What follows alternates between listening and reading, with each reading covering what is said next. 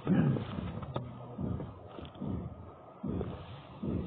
لله رب العالمين والصلاة والسلام على سيد المرسلين وعلى آله وأصحابه أجمعين.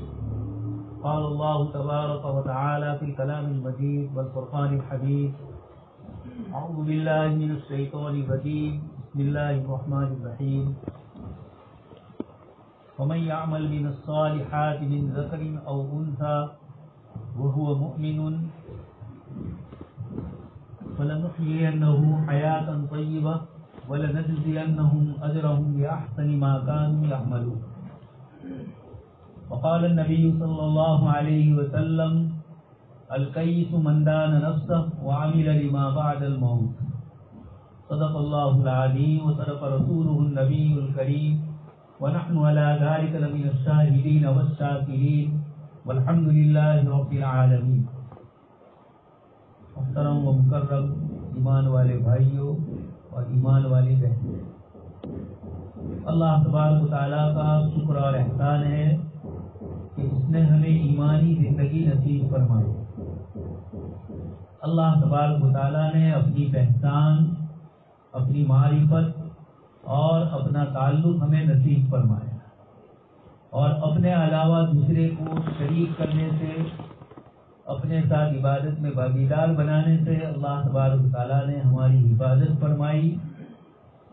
یہ اللہ تبارک و تعالیٰ کا سب سے بڑا احسان ہے ایمانی زندگی. اس کے ساتھ اللہ تبارک و تعالیٰ نے ہم کو نیک اعمال کی توفیق نصیب فرمائی، اچھے اعمال کی. جناب نبی اکرم صلی اللہ علیہ وسلم نے جو طریقے اور جو سنتیں چھوڑی، اللہ تبارک و تعالیٰ نے ہمیں اس کا علم عطا فرمایا، اس کی سمجھ عطا فرمائی، اور اس پر عمل کرنے کی اللہ تبارک و تعالیٰ ہمیں توفیق نصیب فرمائے. یہ اللہ پاک کا بڑا احسان ہے. اللہ کے لاکھوں اور کروڑوں بندے ہیں جو بیچارے اپنے رب کو، اپنے پیدا کرنے والے کو نہیں پہچانتے ہیں، اور اس کے علاوہ دوسروں کے آگے اپنا سر جھکاتے ہیں، دوسروں کو نفع نقصان کا مالک سمجھتے ہیں. اللہ تبارک تعالیٰ نے ہم سب کو یہ توفیق عطا فرمائی کہ اللہ باقی کی ذات کو ہم نفع نقصان کا مالک سمجھتے ہیں. میں نے آپ حضرات کے سامنے جو آیت تلاوت کی، اس میں اللہ تبارک تعالیٰ فرماتے ہیں: من عمل صالحا منکم من ذکر او انثی. جو بھی ایمان اور اعمال صالحہ لے کر آئے گا، چاہے وہ مرد ہو چاہے عورت ہو. جناب نبی اکرم صلی اللہ علیہ وسلم جس دین کو لے کر آئے، اس میں جیسے مردوں کو حکم دیا گیا نماز کا، روزوں کا، زکوٰۃ کا، حج کا، ساری عبادتوں کا، اس طریقے سے عورتوں کو بھی دین اور شریعت بتلائی گئی. عورتوں کے ذریعے دین کو اللہ کے دوسرے بندوں اور بندیوں تک پہنچایا گیا. یہ آیت کریمہ میں بھی اللہ پاک فرماتے ہیں کہ جو بھی عمل کرے گا، من عمل صالحا منکم من ذکر او انثی، چاہے مرد ہو چاہے عورت ہو، ہم اس کو دنیا کی زندگی میں بھی چین، سکون اور امن و عافیت عطا فرمائیں گے، اور آخرت کی زندگی میں بھی ہم ان کو چین، سکون اور امن و عافیت عطا فرمائیں گے. تو اللہ پاک نے پیدا کرنے کے بعد ہمیں ایک طریقہ اور ایک راستہ بتلایا. جناب نبی اکرم صلی اللہ علیہ وسلم جس راستے کو لے کر آئے، آپ صلی اللہ علیہ وسلم نے خود ارشاد فرمایا: علی بصیرۃ انا ومن اتبعنی، کہ جو راستہ لے کر میں آیا ہوں، آپ فرما دیجئے قل ھذہ سبیلی ادعو الی اللہ، یہ میرا راستہ ہے، میں اللہ کے سارے بندوں کو اس کی دعوت دیتا ہوں، چاہے وہ مرد ہو چاہے عورت ہو، مالدار ہو یا غریب ہو، چاہے وہ بادشاہ ہو یا فقیر ہو. اللہ کے رسول صلی اللہ علیہ وسلم جو پیغام لے کر آئے، سارے انسانوں کے لیے آپ کو رحمت والا بنا کر بھیجا گیا. تو اللہ پاک نے اس حبیب پاک صلی اللہ علیہ وسلم کی امت میں سے ہمیں پیدا فرمایا. آپ صلی اللہ علیہ وسلم نے جیسے مردوں کی مجلسیں فرمائی اور ان کو وعظ فرمایا، آپ صلی اللہ علیہ وسلم عورتوں کی مجلس میں بھی وعظ فرماتے تھے. قرآن کریم کی آیتیں نازل ہوتی تھی، اور جیسے مردوں کے مسائل اللہ پاک ذکر فرماتے ہیں، عورتوں کے مسائل کو بھی اللہ تبارک تعالیٰ نے ذکر فرمایا۔ آپ صلی اللہ علیہ وسلم پر آیت نازل ہوئی اور اس میں ایمان والوں کی صفات بتلائی کہ جو ایمان والے، اسلام والے اور جو اللہ پاک کی فرما برداری کرنے والے ہیں، ان المسلمین والمسلمات والمؤمنین والمؤمنات والقانتین والقانتات، اسی طرح صدقہ کرنے والے مرد، صدقہ کرنے والی عورتیں، روزہ رکھنے والے مرد اور روزہ رکھنے والی عورتیں، جتنے اللہ تبارک تعالیٰ نے مردوں کے اخلاق اور مردوں کی اچھی صفات کو ذکر فرمایا، اللہ تبارک تعالیٰ نے عورتوں کے لیے بھی اسی قسم کے مسائل اور اسی طرح کی صفات عورتوں کی بھی ذکر فرمایا۔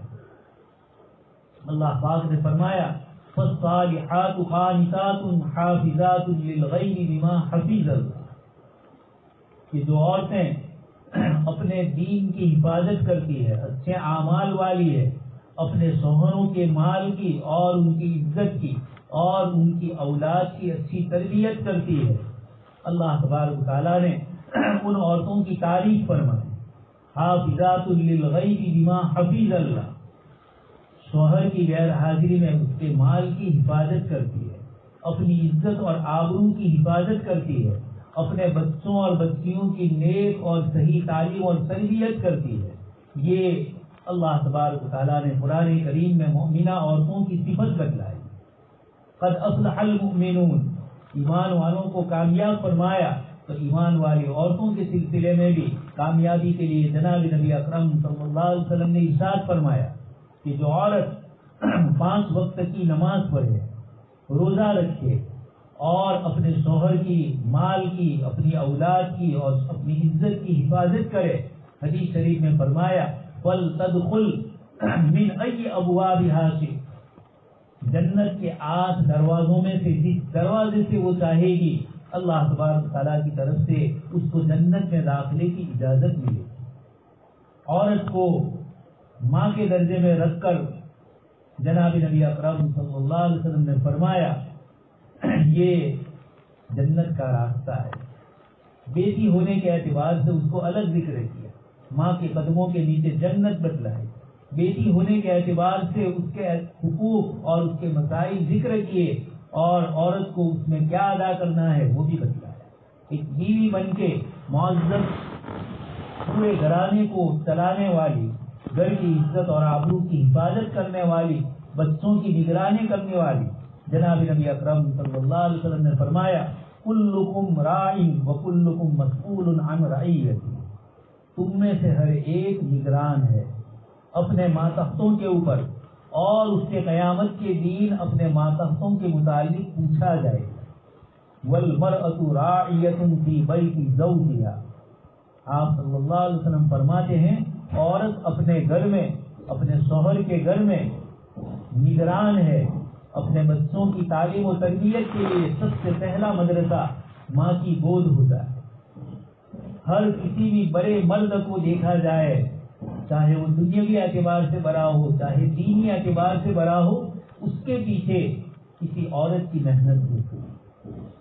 ڈاکٹر بنے، انجینئر بنے، عالم بنے، مفتی بنے، اس کے ماتحت اس کی ماں، اس کی بہن، اس کی پھوپھی، اس کی دادی، نانا، خالہ کوئی بھی ہوتی ہے، جن کی تربیت اور جن کے اخلاق اور جن کے آداب سے بچہ تربیت پاتا ہے، اچھے اخلاق سیکھتا ہے۔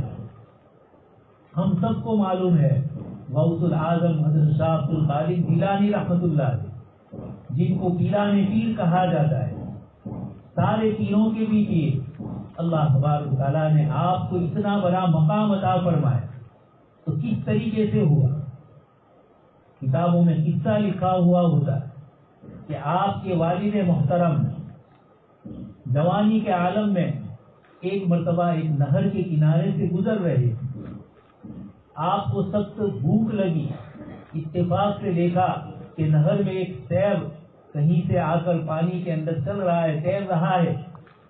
آپ نے بھوک کی حالت میں اس سیب کو اٹھایا اور اٹھانے کے بعد اس کو کھا لیا۔ کھانے کے بعد دل میں خیال آیا کہ یہ سیب کسی کے باغ سے، کسی کے درخت سے گر کر آیا ہے، مجھے مالک سے اجازت لیے بغیر اس کو میں نے استعمال کر لیا، یہ کیسے میرے لیے جائز ہوا؟ دل میں ایک بے چینی اور بے قراری پائی۔ فوراً اس نہر کے کنارے گئے۔ آگے جا کر چند میل کے بعد ایک باغ نظر آیا سیب کا۔ آپ وہاں گئے تو سیب کے ایک مالک بزرگ بیٹھے ہوئے تھے۔ ان کے پاس جا کر کہا کہ میں اس راستے سے گزر رہا تھا نہر کے کنارے سے، اور مجھے شدید بھوک لگی تھی۔ ایسے موقع پر یہ آپ کے باغ سے ایک سیب ٹوٹ کر گر کر آیا پانی میں نے اس کو اٹھا لیا اور کھا لیا، اور پھر میرے دل میں خیال آیا کہ میں نے مالک کی اجازت کے بغیر استعمال کیا، تو میں آپ سے اجازت لینے کے لیے اور معافی مانگنے کے لیے آیا۔ یہ جو بزرگ تھے شیخ عبداللہ صومعی، یہ سمجھ گئے کہ یہ نوجوان بڑا قیمتی ہے۔ آپ نے کہا کہ میں تمہارے اس قصور کو معاف کر سکتا ہوں، لیکن ایک شرط کے ساتھ۔ میری ایک بیٹی ہے جو آنکھوں سے اندھی ہے، پاؤں سے لونڈی ہے اور کانوں سے بہری ہے۔ تم کو اس لڑکی کے ساتھ شادی کرنا ہوگا۔ اگر تم اس لڑکی سے شادی کرنے کے لیے منظوری دیتے ہو تو پھر میں تمہارے اس گناہ کو معاف کروں۔ نوجوانی کا عالم ہے، اور سامنے ایک ایسی عورت سے شادی کرنے کی بات ہو رہی ہے جو ان کی کیا خدمت کرے، پوری زندگی اس کی خدمت کرنا جن کے لیے لازمی ہو گیا۔ ایک طرف ایک سیب کھایا ہے اور وہ بھی بھوک کی حالت میں، اور ایسے موقع پر اجازت اسلام میں ملتی ہے شدید بھوک کے موقع پر۔ یہ سب کچھ مسئلے سامنے تھے، اور دوسری طرف یہ تصور تھا کہ یہ ایک عورت میرے نکاح میں آئے گی، پوری زندگی جو اپاہج ہوگی، گونگی بہری اس قسم کی ہے، میں کیسے اس کی خدمت کروں؟ لیکن اللہ پاک نے دل میں تقویٰ اور پاکیزگی ڈالی تھی۔ آپ نے کہا کہ میں اس شادی کے لیے تیار ہوں۔ جب یہ عورت گھر میں آئی، دیکھا نہ آنکھوں سے اندھی ہے، نہ پیروں سے گونگی ہے، اور نہ کانوں سے بہری، تو شک پیدا ہوا کہ انہوں نے مجھے یہ کہا تھا اور یہ تو کوئی اور ہی عورت ہے۔ پھر اپنے خسر کے پاس گئے اور کہا کہ آپ نے مجھ سے یہ گفتگو کی تھی، اور یہ عورت تو جسم کے اعتبار سے مکمل صحیح اور سالم ہے، کوئی بیماری اور کوئی ان کے بدن میں کھول نہیں۔ اس بزرگ نے فرمایا میں نے اپنی بیٹی کے متعلق یہ کہا تھا کہ وہ اندھی ہے، اس کا مطلب یہ ہے کہ آج تک اس نے کسی اجنبی پرائے مرد کو آج تک دیکھا نہیں۔ میں نے کہا تھا کہ میری بیٹی ہاتھ پیر سے معذور ہے، اس کا مطلب یہ تھا کہ اس نے اپنے گھر کے علاوہ کوئی اور جگہ کو پسند نہیں کیا، اسی گھر میں رہی ہے اور کہیں باہر گھومنے اور پھرنے کے لیے نہیں۔ اور میں نے کہا کہ میری بیٹی بہری ہے، گونگی ہے، اس کا مطلب یہ تھا کہ وہ آج تک کسی کی غیبت سنے ہوئے نہیں، اور نہ اس کی زبان سے کسی کی غیبت اور کسی کی برائی نکلی۔ محترمہ خواتین اسلام، یہ ایک ایسی لڑکی تھی، اس کی شادی ان کے ساتھ ہو رہی ہے، اور اللہ تبارک و تعالیٰ کی طرف سے انہی کے گھر میں ان کی والدہ کا نام فاطمہ ہے، اور یہی فاطمہ کے بدن سے اللہ تبارک و تعالیٰ نے حضرت شاہ عبد القادر جیلانی رحمۃ اللہ علیہ کو پیدا فرمایا، جن کے متعلق ایک بہت بڑے عالم حنبلی مسلک کے وہ یہ کہتے ہیں کہ جتنی کرامتوں کا ظہور اللہ پاک نے حضرت شاہ عبد القادر جیلانی رحمۃ اللہ علیہ کے ذریعے کروایا، اتنی کرامتیں کسی ایک بزرگ سے اللہ تبارک تعالیٰ نے نہیں فرمائی۔ یہ کب ہوئے؟ جب اس طرح کی نیک اور صالح خاتون گھر میں ہوتی ہے، اور وہ اخلاق اور اعلیٰ تربیت والی ہوتی ہے، اور وہ اپنے اولاد کی بھی تربیت کرتی ہے، تو اس کے نتیجے میں اللہ تبارک تعالیٰ ایسی پاکیزہ اولاد عطا فرماتے ہیں کہ جن کو 5000 یہودی اور عیسائی جن کے ہاتھوں پر اسلام لائے، اور لاکھوں انسانوں نے گناہ گاری کی زندگی چھوڑ کر تقویٰ اور پرہیزگاری والی زندگی جن کی واز اور جن کے درس کی مجلسوں میں بیٹھ کر اس طریقے سے حاصل۔ یہی شاہ عبد القادر جیلانی رحمۃ اللہ علیہ 17-18 سال کی عمر میں گیلان سے بغداد کا سفر کرتے ہیں، علم کو حاصل کرنے کے لیے اپنے وطن سے بغداد کی طرف روانہ ہوتے، والدہ محترمہ نے آپ کو چند اشرفیاں ایک کپڑے میں بند کر کے دے دی اور وہ آپ کی بغل میں ڈال دی، اور قافلہ جب روانہ ہو رہا تھا، اس زمانے کے سفر لمبے لمبے اکیلے آدمی سفر نہیں کر سکتا، قافلوں کے ساتھ سفر کرنا ہوتا۔ آپ کی والدہ محترمہ نے کہا، بہت ساری نصیحتیں فرمائی، اور اس میں ایک نصیحت یہ بھی فرمائی کہ بیٹے کبھی جھوٹ مت بول۔ آپ نکلے قافلہ والوں کے ساتھ، اچانک راستے میں ایک حادثہ اور واقعہ پیش آ گیا کہ لٹیرے آ گئے، چور اور ڈکیتی کرنے والے، چوری کرنے والے، ڈکیتی کرنے والے آ گئے، پورے قافلے کو انہوں نے گھیر لیا، سب سے پوچھا اور ہر ایک کی چیز لے لی۔ شاہ عبد القادر جیلانی رحمۃ اللہ علیہ سے پوچھا، تیرے پاس بھی کچھ ہے؟ کہا کہ جی ہاں، میرے پاس 40 اشرفی ہے جو میری والدہ نے گیلان سے نکلتے وقت ایک تھیلی میں بند کر کے میری بغل میں اس کو سی دیا ہے۔ اللہ تبارک و تعالیٰ کی طرف سے وقت آتا ہے کسی کا بھی، اللہ پاک دینوں کا مالک ہے، بڑے سے بڑا پاپی اور گنہگار جب اللہ پاک کی طرف سے توبہ اور استغفار اور انابت کا وقت ہوتا ہے تو اللہ پاک اس کے لیے حالات سازگار کر دیتے ہیں۔ قرآن کریم میں اللہ پاک نے فرمایا، أَلَمْ يَأْنِ لِلَّذِينَ آمَنُوا أَن تَخْشَعَ قُلُوبُهُمْ لِذِكْرِ اللَّهِ۔ یہ ایک آیت ہے قرآن کریم کی کہ کیا ایمان والوں کے لیے وقت نہیں آیا کہ ان کا دل اللہ تبارک تعالیٰ کے خوف سے لرز جائے اور وہ اللہ کی طرف متوجہ ہو جائے۔ حضرت فضیل ابن عیاض رحمۃ اللہ علیہ ایک بہت بڑے بزرگ اور محدث گزرے ہیں، اللہ پاک نے جوانی کے اندر یہ گناہوں میں مبتلا تھے، یہ چوری اور ڈکیتی کرتے اور جنگل کے اندر پڑاؤ ڈالتے، قافلہ والوں کو لوٹ لیتے۔ پورے علاقے کے اندر فضیل ابن عیاض کا نام مشہور ہو چکا تھا کہ یہ سب سے بڑا ڈاکو اور لٹیرا ہے۔ ایک قافلہ جا رہا تھا اسی راستے سے، اور اس قافلے میں ایک قاری صاحب تھے جو قرآن کریم کی تلاوت کرتے، یہ آیت ان کی زبان سے نکلی اور زور سے وہ جنگل میں پڑھ رہے ہیں، أَلَمْ يَأْنِ لِلَّذِينَ آمَنُوا أَن تَخْشَعَ قُلُوبُهُمْ لِذِكْرِ اللَّهِ، کہ کیا ایمان والوں کے لیے وقت نہیں آیا ہے کہ ان کا دل اللہ کے خوف سے لرز جائے اور وہ اللہ کے ذکر میں مشغول ہو جائے۔ اللہ پاک کی طرف سے فضیل ابن عیاض کے لیے وقت آ چکا تھا کہ وہ توبہ اور استغفار کرے، تو حضرت فضیل ابن عیاض رحمۃ اللہ علیہ نے جیسے یہ آیت سنی، کرنٹ کی طرح بجلی کا جیسے پاور ہوتا ہے، اللہ پاک کی طرف سے ان کے دل کے اوپر ایک دم سے اثر آ گیا، اور جیسے ہی آیت سنی ان کی زبان سے نکلا، بلا قد حان، کیوں نہیں، میرے لیے وقت آ چکا ہے کہ میں اللہ کے خوف سے لرز جاؤں۔ اور حضرت فضیل ابن عیاض رحمۃ اللہ علیہ نے فوراً اس کے بعد ڈاکہ زنی چھوڑ دی۔ تو یہ اللہ پاک کی طرف سے انسان کے لیے بڑے سے بڑا مجرم اور پاپی ہو، ہمیں کہا گیا کہ گناہ کو تو برا سمجھو لیکن گنہگار کو برا مت۔ کس وقت اللہ کی کس بندے کے دل میں اللہ تبارک تعالیٰ اپنا خوف اور خشیت ڈال دے اور اس کا دل رحمان کی انگلیوں کے درمیان ہے، رحمان کس وقت اس کے دل کو پلٹ دے کوئی جانتا نہیں۔ حضرت شاہ عبد القادر جیلانی رحمۃ اللہ علیہ کی طرف سے بھی اللہ پاک نے آپ کی زبان سے یہ جملہ کیا نکلوایا کہ ہاں میرے پاس سونے کی 40 اشرفیاں ہیں جو میری ماں نے مجھے سی کر دی۔ ڈاکوؤں کے سردار کے دل میں اللہ پاک نے بات ڈالی کہ یہ دوسرے لوگ تو اپنی چیزوں کو چھپاتے ہیں اور یہ بچہ تو کہاں چھپائی وہ اپنی طرف سے خود بتلا رہا ہے۔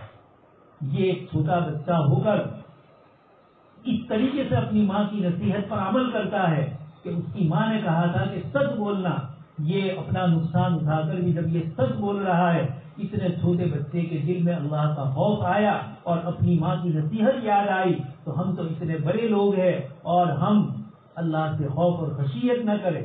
اللہ پاک کی طرف سے جس کی بچپن کی زندگی میں کرامتوں کو ظاہر ہونا بتلایا۔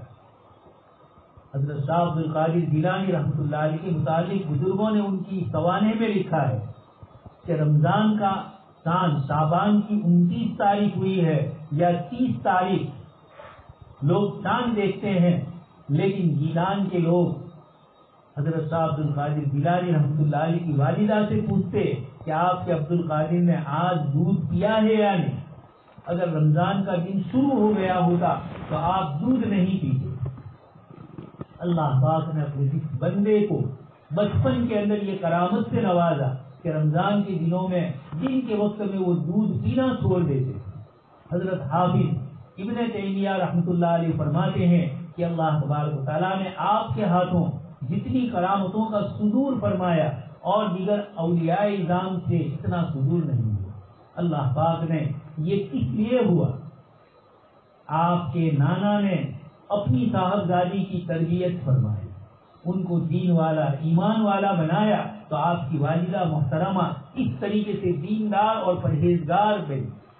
اسی خداوند قدوس نے اس والد کے گھر میں اور اس والدہ کے گھر میں جنہوں نے ایک ٹائم کے لیے اپنی زندگی داؤ پہ لگائی تھی، اپنی بیوی کی خدمت پوری زندگی کرنے کی، ایک حرام کا لقمہ منہ میں نہ جائے اس کی فکر کرتے ہوئے اتنا بڑا خیال رکھا تھا، تو اللہ پاک نے ایسے ماں باپ کے گھر میں حضرت شاہ عبد القادر جیلانی رحمۃ اللہ علیہ کو پیدا کیا۔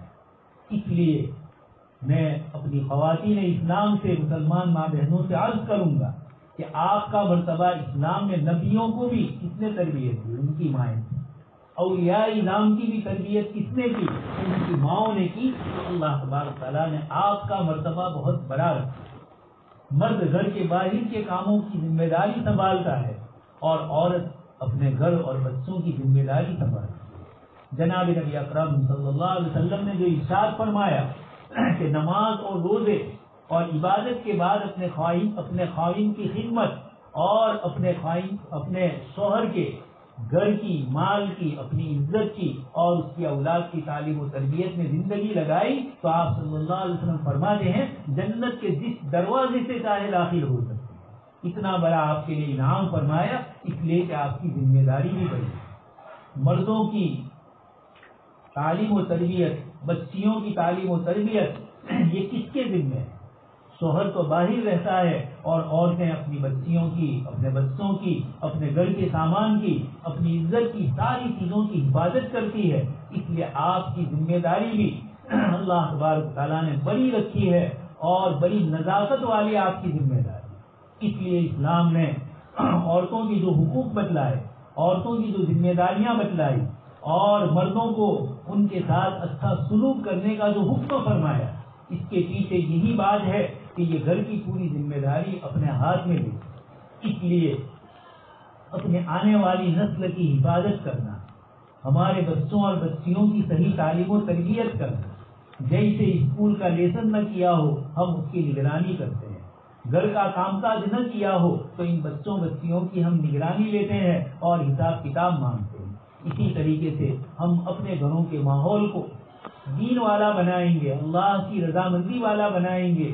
ہم اپنے بچوں اور بچیوں کی فکر کریں گے، نماز کا وقت ہے اور بچہ گھر پہ ہے، ماں بچپن سے اس کی صحیح تعلیم و تربیت کرتے ہوئے اس کو مسجد کی طرف بھیجے گی، مدرسے کی طرف بھیجے گی۔ اس کے بچوں سے اگر لڑ کر آیا ہے تو اس کو صحیح تعلیم دی جائے گی، اپنی بچیوں کی بھی صحیح تعلیم اور تربیت کی جائے گی۔ تو اتنا بڑا مدرسہ ماں کی گود ہے جس میں انسان پلتے ہی نہیں، انسان اپنے اخلاق اور اپنے عادات کو بھی بناتے ہیں۔ اس لیے آپ کا مرتبہ جناب نبی اکرم صلی اللہ علیہ وسلم نے بہت بڑا رکھا ہے۔ اس لیے ماں کے پیر کے نیچے جنت بتلایا، اپنی ایک بچی کی بھی تعلیم و تربیت کی اور اچھے اخلاق کے ساتھ اس کی درست کری کی۔ آپ صلی اللہ علیہ وسلم نے بچیوں کی، ایک بچی کی نگرانی پر، 2 بچیوں کی نگرانی پر عورت کو جنت کا وعدہ فرمایا۔ ایک عورت حضرت عائشہ صدیقہ رضی اللہ تعالیٰ عنہ کے پاس آئی اور انہوں نے حضرت عائشہ سے کچھ مانگا کھانے پینے کی چیز۔ اتفاق تھا کہ آپ صلی اللہ علیہ وسلم کے گھر میں آپ تو نہیں تھے اور حضرت عائشہ کے پاس بھی ایک کھجور تھی۔ حضرت عائشہ صدیقہ رضی اللہ تعالیٰ عنہ نے وہ کھجور اس عورت کو دی۔ اس نے اس کھجور کے 2 ٹکڑے کیے اور اپنی دونوں بچیوں کو آدھا آدھا دیا اور وہ خود بھوکی رہی۔ حضرت عائشہ نے یہ منظر دیکھا۔ جب آپ صلی اللہ علیہ وسلم تشریف لائے تو حضرت عائشہ صدیقہ رضی اللہ تعالیٰ عنہ نے فرمایا اللہ کے نبی سے کہ ایک عورت آئی تھی اور 2 بچیاں ساتھ میں تھی، اور اس نے مجھ سے مانگا، میں نے اس کو کھجور ایک گھر میں پڑی تھی وہ دے دی، اس نے اس کے 2 ٹکڑے کر کے بچیوں کو دیا اور خود بھوکی رہی۔ جناب نبی اکرم صلی اللہ علیہ وسلم نے فرمایا کہ یتیم بچیوں کی، مسکین بچیوں کی پرورش کرنے والی یہ عورت، جس کے ہاتھ لوگوں کے گھر کی محنت مزدوری کر کے جس کے ہاتھ کھردرے ہو جاتے ہیں، اور جو بیچاری جوانی میں بھی زیادہ عمر والی معلوم ہوتی ہے، آپ صلی اللہ علیہ وسلم نے فرمایا میں اس کی جنت کی گارنٹی دیتا ہوں۔ تو اتنی بڑی کم عمل کے اوپر اللہ کے رسول صلی اللہ علیہ وسلم نے عورتوں کو یہ جو رغبت دلائی، اور اپنی اولاد کی تعلیم و تربیت پر، ان کی نگرانی پر آپ صلی اللہ علیہ وسلم نے جنت کے وعدے فرمائے، یہ آپ کے لیے اللہ کے رسول صلی اللہ علیہ وسلم کی طرف سے بڑا ہدیہ ہے۔ اس لیے یہ آپ کو یہاں جمع کیا جاتا ہے اسی نسبت سے کہ اللہ اور اللہ کے رسول صلی اللہ علیہ وسلم کے دین کی کچھ باتیں ہم سنیں۔ اللہ پاک نے خود قرآن کریم میں فرمایا وَذَكِّرْ فَإِنَّ الذِّكْرَىٰ تَنفَعُ الْمُؤْمِنِينَ۔ آپ صلی اللہ علیہ وسلم کو فرمایا کہ ایمان والے مردوں کو اور عورتوں کو آپ نصیحت کیجئے، اس لیے کہ نصیحت کی بات ایک مومن اور ایک مسلمان کو فائدہ دیتی ہے۔ اللہ پاک اپنے پاک کلام میں فرماتے ہیں کہ میری بات سننے کے بعد اور میری بات سمجھنے کے بعد یہ زندگی میں جب بھی عمل کرو گے تمہارے لیے فائدہ والی ہوگی، نفع والی ہوگی۔ اس لیے میں اپنی بہنوں سے اور اپنی بڑی عمر کی عورتوں سے عرض کروں گا کہ اللہ پاک نے ہمیں یہ یہاں جو جمع فرمایا، حدیث شریف میں فرمایا اللہ پاک کے فرشتے ہیں طوافون، وہ چکر لگاتے ہیں جہاں کہیں نیکی اور دینداری کی کوئی مجلس ہوتی ہے، اللہ پاک کے ذکر کی باتیں ہوتی ہے، وہ فرشتے وہاں جا کر بیٹھ جاتے ہیں۔ اور حدیث شریف میں فرمایا حفتہم الملائکہ، اللہ کے رسول صلی اللہ علیہ وسلم نے فرمایا ایسی مجلسوں کو فرشتے گھیر لیتے ہیں اور ان لوگوں کی بخشش ہو جاتی ہے۔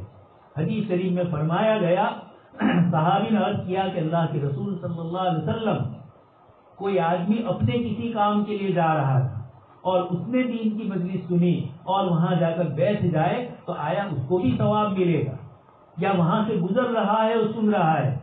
آپ صلی اللہ علیہ وسلم نے فرمایا اولئک القوم لا یشقی جلیسہم، یہ ایسی مجلسیں ہیں اور یہ بیٹھنے والے ایسے لوگ ہیں کہ وہاں کا گزرنے والا بھی محروم نہیں ہوتا ہے، شقی نہیں ہوتا ہے، اللہ پاک اس کو بھی نواز دیتے ہیں۔ اس لیے جن گھروں میں اللہ پاک کا ذکر اور اللہ پاک کے دین کی باتیں کی جاتی ہے، اللہ کے فرشتے وہاں رحمت کے فرشتے آتے ہیں، شیاطین اور جنات کی قوتیں اور غلط قسم کی جو اس طرح کی طاقتیں ہیں، اللہ تبارک و تعالیٰ ان کو ان گھروں سے دور کرتے ہیں اور ان گھروں میں برکتیں اور رحمتیں نازل ہوتی ہے۔ اس لیے ہمارا اور آپ کا یہاں جمع ہونا محض اللہ کے دین اور اللہ کے رسول صلی اللہ علیہ وسلم کی سنتوں کو سننے کے لیے اور اس پر عمل کرنے کی نیت سے یہاں پر جمع ہونا ہوتا ہے۔ اللہ تبارک و تعالیٰ سے دعا ہے کہ اللہ تبارک و تعالیٰ ہم سب کو یہاں اس طریقے کی مجلسوں میں حاضری کی توفیق نصیب فرمائے۔ اور جیسے کسی اخبار میں کوئی چیز ہم پڑھتے ہیں، موبائل میں کچھ سنتے ہیں تو دوسری عورتوں کو ہم پہنچاتے ہیں، اس طریقے سے اللہ اور اللہ کے دین کی باتیں جب ہم سنیں تو ہم یہ ماحول بنانے کی کوشش کریں کہ دوسری بہنوں کی مجلسوں میں بھی جب ادھر ادھر کی باتیں ہو تو دین کی 2-4 باتیں ہم ان کو کہہ دیں۔ حدیث شریف میں فرمایا بلغوا عنی ولو آیہ، میری بات پہنچا دو چاہے ایک ہی کیوں نہ ہو، ہمیں پہنچانے کا ثواب مل جائے گا۔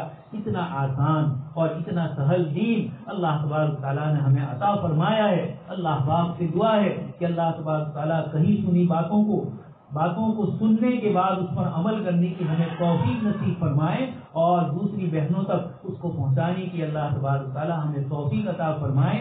آمین۔ وآخر دعوانا الحمدللہ۔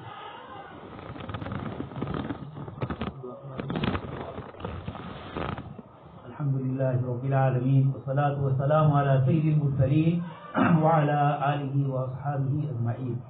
اللهم يا رب صل وسلم دائما ابدا على حبيبك خير الخلق كلهم۔ اللهم يا رب صل وسلم دائما ابدا على حبيبك خير الخلق كلهم۔ اللهم انا نسألك التقى والهدى والعفاف والغنى، اللهم انا نسألك العفو والعافية والمعافات فی الدنیا والآخرہ۔ اے مولا کریم ہم سب کے گناہوں کو معاف فرما۔ مولا آپ کے حبیب پاک صلی اللہ علیہ وسلم نے فرمایا کہ تم میں سے سب کے سب لوگ گنہگار مگر جو توبہ کرنے والا ہے۔ اے مولا کریم آپ کو توبہ اور استغفار بہت پسند ہے۔ آج کا جمعہ کا برکت والا دن ہے۔ اے مولا کریم ہم اپنے پچھلے سارے گناہوں سے آپ سے توبہ اور استغفار کرتے ہیں۔ مولا کریم ہم بندے ہیں، گندے ہیں، ہم اپنے وعدے پر باقی نہیں رہتے ہیں۔ آپ کے ایک بندے مولانا روم نے کہا ہے آپ کی طرف سے کہتے ہوئے کہ صد بار گر توبہ شکنی باز آ ای درگہے ماں درگہے نا امیدی ہے، کہ آپ کی طرف سے کہا جاتا ہے کہ تو نے 100 مرتبہ بھی توبہ کر کے اس کو توڑ دیا ہو تب بھی آ جا، ہمارا یہ دروازہ ایسا دروازہ ہے کہ جہاں پر نا امیدی نہیں۔ آپ نے خود کلام پاک میں فرمایا یا عبادی الذین اسرفوا علی انفسہم لا تقنطوا من رحمت اللہ۔ آپ نے فرمایا کہ وہ میرے بندے جنہوں نے کتنے ہی گناہ کیے ہو لیکن جب میرے دربار عالی میں آئیں گے مایوس مت ہو، اللہ کی رحمت مؤمنین سے قریب ہے۔ اے مولا کریم اسی رحمت کی بھیک مانگنے کے لیے، اسی آپ کی دریائے رحمت کی امیدیں رکھے ہوئے اس قسم کی مجلسوں میں ہم حاضر ہوتے ہیں۔ کل قیامت کے دن اللہ پاک کے لیے ہونے والی مجلسوں کی حاضری بھی ہماری پر ہو جائے، تاکہ جو مجلسیں غیبت والی، برائی والی، گناہ والی اس میں ہم گئے ہو تو اس کا کفارہ ان مجلسوں کے ذریعے ہو جائے اور آپ ہمارے گناہوں کو معاف فرمائیں۔ مولا کریم امت کے جو مسائل ہے آپ ہم سے زیادہ جانتے ہیں، آپ ہمارے خالق اور مالک۔ مولا کریم ہمیں ہماری اولاد کے ایمان اور دین کی فکر کرنے کی توفیق نصیب فرمائے۔ مولا کریم دنیا میں ہر طرف سے کفر اور شرک کی صدائیں اور آوازیں لگ رہی ہیں، ہر چہار سمت سے ہماری نوجوان نسل کو دین اور اپنے خدا کے رسول سے دور کرنے کی کوشش کی جا رہی ہے۔ مولا کریم ایسے موقع پر تو ہماری اولاد کی حفاظت فرما، ہماری نئی نسلوں کی حفاظت فرما، گناہوں سے ہمیں بھی بچا اور ہمارے گھر کے دوسرے آدمیوں کو بھی بچا۔ مولا کریم مختلف قسم کی بیماریاں دنیا میں ہے، ہم میں سے ہر ایک کوئی نہ کوئی کسی نہ کسی بیماری میں مبتلا ہے، کہیں نہ کہیں کسی تکلیف میں پریشان ہے، کہیں اولاد کی تکلیف، کہیں مال کی تکلیف، کہیں اور نہ معلوم۔ آپ نے اس دنیا کو امتحان گاہ بنایا ہے لیکن مولا ہم بڑے کمزور ہیں، ہم ضعیف ہیں۔ مولا کریم ہم چھوٹی چھوٹی بیماریوں کی بھی تاب نہیں لا سکتے۔ مولا کریم ہمیں تندرستی عطا کرے، ہمیں اور ہماری اولاد کو شفائے کاملہ سے نواز دے۔ مولا کریم مالی معاملات میں تجارت کے اندر کبھی اتار چڑھاؤ ہوتا ہے، مولا کریم اپنی طرف ہمیں متوجہ فرما، حلال اور پاکیزہ کمائی کی توفیق نصیب فرما، اپنی اولاد کی اور اپنے مسلمان بھائیوں کی ہم مدد کر سکے اس نیت سے ہم کو آپ اپنا مال عطا فرمائیے کہ آپ نے جن فرائض کے اندر مال کو ادا کرنے کا حکم فرمایا ہماری طرف سے ہمارا یہ مال کل قیامت کے دن سانپ کی شکل نہ بنے بلکہ آپ کے دربار عالی میں یہی مال صدقے جاریہ بن جائے اور یہی آپ کی راہ میں دیا ہوا مال ہماری باقیات الصالحات خیر عند ربک جو آپ نے فرمایا مولا کریم یہی ہمارے جنت کا ذریعہ بن جائے۔ مولا کریم ہم سب کے گناہوں کو معاف فرما دیجیے اور یہ رب کریم ہم کمزور اور ضعیف ہے، ہم آپ کی سزاؤں کو برداشت نہیں کر سکتے، آپ کے امتحان کو بھی دنیا میں برداشت نہیں کر سکتے۔ مولا ہمیں ہر طرح سے عافیت نصیب فرما، چین سکون اور امن نصیب فرما۔ اللهم انا نسألك من خير ما سألك منه نبيك وحبيبك محمد صلى الله عليه وسلم ونعوذ بك من شر ما استعاذك منه نبيك وحبيبك محمد صلى الله عليه وسلم انت المستعان عليك البلاغ لا حول ولا قوة سبحان ربك رب العزة عما يصفون وسلام على المرسلين والحمد لله رب العالمين۔